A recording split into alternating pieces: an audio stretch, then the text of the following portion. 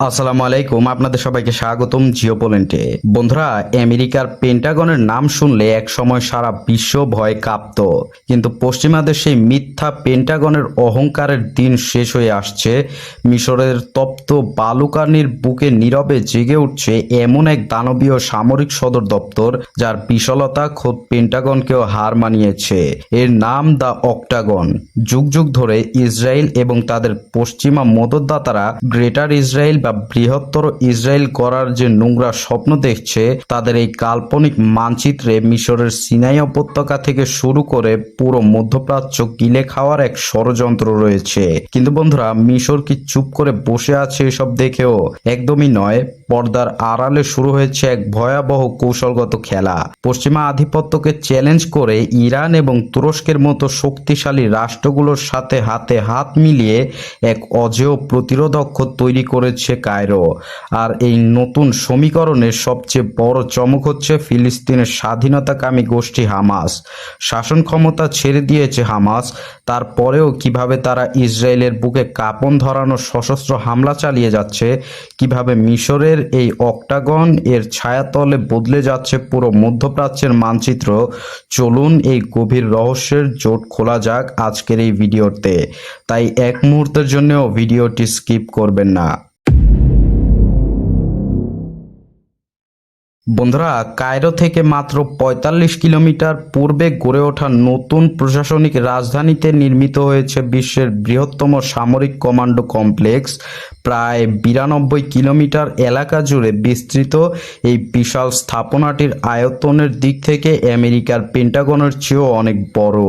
২০১৬ সাল থেকে শুরু হওয়া এই প্রজেক্টটি আজ সম্পূর্ণরূপে প্রস্তুত।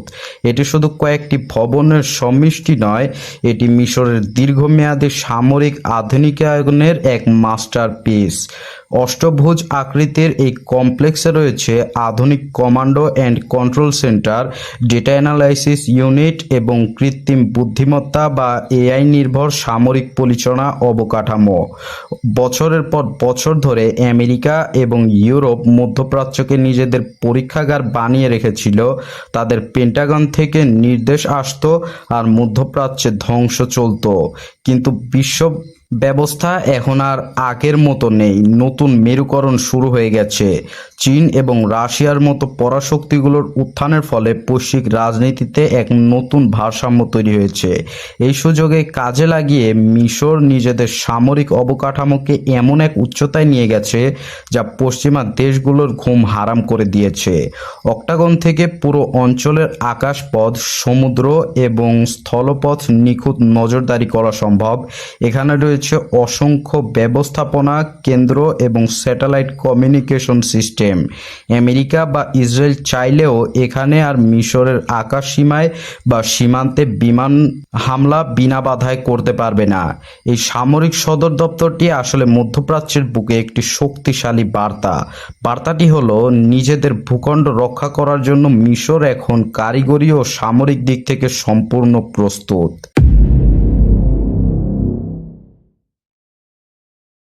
বন্ধুরা, ইসরায়েলের সবচেয়ে বড় এবং ভয়ঙ্কর লক্ষ্য হলো গ্রেটার ইসরায়েল প্রতিষ্ঠা করা। তাদের এই অবৈধ মানচিত্রের নীল নদ থেকে শুরু করে ফোরাত নদী পর্যন্ত এলাকা অন্তর্ভুক্ত, অর্থাৎ মিশর, জর্ডান, সিরিয়া, লেবানন এবং সৌদি আরবের বিস্তীর্ণ অঞ্চল তারা দখল করতে চায়। আমেরিকা এবং ইউরোপের অন্ধ সমর্থন ও অর্থায়নে ইসরায়েল এই চরমপন্থী লক্ষ্য বাস্তবায়নের চেষ্টা করে যাচ্ছে। কিন্তু বন্ধুরা, ইসরায়েলের এই আগ্রাসী নীতির সামনে সবচেয়ে বড় দেয়াল হয়ে দাঁড়িয়েছে এই অঞ্চলের নিজস্ব শক্তিগুলো। মিশর খুব ভালো করেই জানে ইসরায়েলের এই বিষাক্ত নজর তাদের সিনাই উপত্যকার দিকে রয়েছে। আর ঠিক এই কারণেই মিশর নিজেদের সুরক্ষার জন্য শুধু অক্টাগনই তৈরি করেনি, বরং তারা একটি বৃহত্তর কৌশলগত প্রতিরোধ অক্ষ গড়ে তুলছে। এই প্রতিরোধকের অন্যতম প্রধান কারিগর হলো ইরান। মধ্যপ্রাচ্যে ইসরায়েলি আগ্রাসনের বিরুদ্ধে ইরান সবসময় একটি বলিষ্ঠ এবং ইতিবাচক ভূমিকা পালন করে এসেছে। কিছুদিন আগে ইরান ও ইসরায়েল ও আমেরিকা মিলে ত্রিপক্ষীয় একটি ভয়ঙ্কর যুদ্ধ হয়েছে, যেই যুদ্ধে অবশ্যই ইরান জিতেছে। এর সাথে যুক্ত হয়েছে তুরস্কের সামরিক ও কূটনৈতিক শক্তি। তুরস্ক সাম্প্রতিক সময়ে ইসরায়েলের বিরুদ্ধে কঠোর অবস্থান নিয়েছে। পর্দার আড়ালে মিশর, ইরান এবং তুরস্কের মধ্যে এক অভূতপূর্ব কৌশলগত বোঝাপড়া তৈরি হয়েছে। তারা বুঝতে পেরেছে যে নিজেদের মধ্যে ছোটখাটো বিভেদ ভুলে যদি তারা একজোট না হয়, তবে পশ্চিমা মদতপুষ্ট ইসরায়েল একে একে সবাইকে দুর্বল করে দেবে এবং সবার উপরেই আক্রমণ করবে, যেভাবে ইরানের উপর করেছে। মিশরের অক্টাগন এই ত্রিমাত্রিক সমন্বয়ের একটি নীরব হাব হিসাবে কাজ করতে পারে। ইরানের বুদ্ধিমত্তা, তুরস্কের প্রযুক্তি এবং মিশরের ভৌগোলিক অবস্থান, এই তিনের মিলেই ইসরায়েলের গ্রেটার প্রজেক্ট এখন তাদের নিজেদের জন্যই একটি ফাঁদে পরিণত হয়েছে। বন্ধুরা, ফিলিস্তিনের হামাস নিয়ে ইসরায়েলের হিসেব নিকেশ বারবারই ভুল প্রমাণিত হয়েছে। ইসরায়েল এবং তাদের ইউরোপীয় মিত্ররা ভেবেছিল গাজার শাসন ক্ষমতা থেকে হামাসকে সরিয়ে দিতে পারলেই হয়তো তাদের সামরিক শক্তি চিরতরে পঙ্গু হয়ে যাবে। কিন্তু বাস্তবে ঘটেছে ঠিক উল্টো। শাসন ক্ষমতার বোঝা থেকে মুক্ত হয়ে হামাস এখন পুরোপুরি একটি ভয়ঙ্কর এবং অপ্রতিরোধ গেরিলা বাহিনীতে পরিণত হয়েছে। প্রশাসন চালানোর দায়িত্ব না থাকায় তাদের পুরো ফোকাস এখন শুধুমাত্র সশস্ত্র প্রতিরোধের দিকে। কিন্তু প্রশ্ন হলো, অবরুদ্ধ গাজায় তারা এই বিপুল পরিমাণ লজিস্টিক সাপোর্ট, অস্ত্র এবং সামরিক কৌশল কিভাবে বজায় রাখছে? এখানেই লুকিয়ে আছে ভূরাজনীতির সবচেয়ে বড় চাল। মিশরের রাফায় ক্রসিং এবং সিনাই উপত্যকা গাজার জন্য অত্যন্ত গুরুত্বপূর্ণ। মিশর আনুষ্ঠানিকভাবে ইসরায়েলের সাথে শান্তি চুক্তিতে আবদ্ধ থাকলেও তাদের নিজস্ব জাতীয় নিরাপত্তার স্বার্থে গাজায় একটি শক্তিশালী ফিলিস্তিনি প্রতিরোধ থাকা অত্যন্ত জরুরি। কারণ হামাস যদি শেষ হয়ে যায়, তবে ইসরায়েলের পরবর্তী টার্গেট হবে মিশরের সিনাই। তাই মিশরের নতুন সামরিক কমান্ডো অক্টাগন থেকে পুরো সীমান্ত জুড়ে যে অত্যাধুনিক নজরদারি চালানো হচ্ছে, তা মূলত ইসরায়েলের গতিবিধির উপর চোখ রাখার জন্যই। অন্যদিকে ইরান এবং অন্যান্য মিত্র দেশগুলো থেকে হামাসের কাছে যে কৌশলগত সহায়তা পৌঁছায়, তা সম্পূর্ণরূপে বন্ধ করা ইসরায়েলের পক্ষে অসম্ভব হয়ে দাঁড়িয়েছে।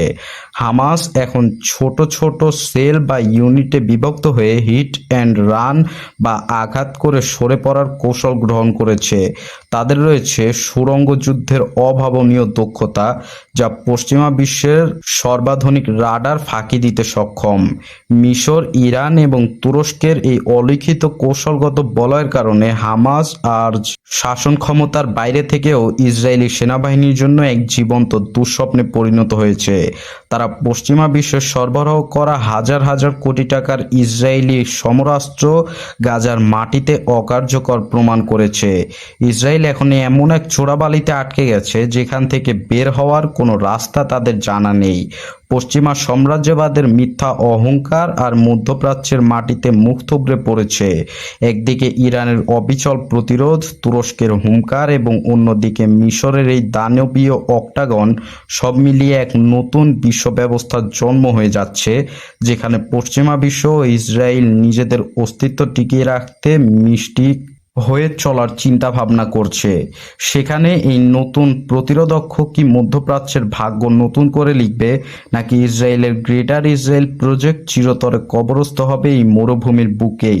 আপনাদের মূল্যবান মতামত অবশ্যই জানান। আল্লাহ হাফেজ।